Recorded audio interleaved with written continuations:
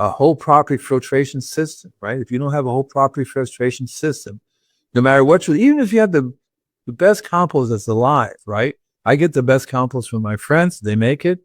But if the customer does not have a whole property filtration system, that water that they spray on a regular basis, the sprinkler system, is going to kill the biology.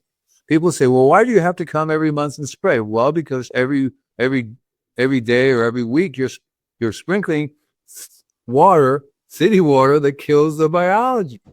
See, so if you want to be sustainable, you have to learn how to stop the process of destroying your soil biology.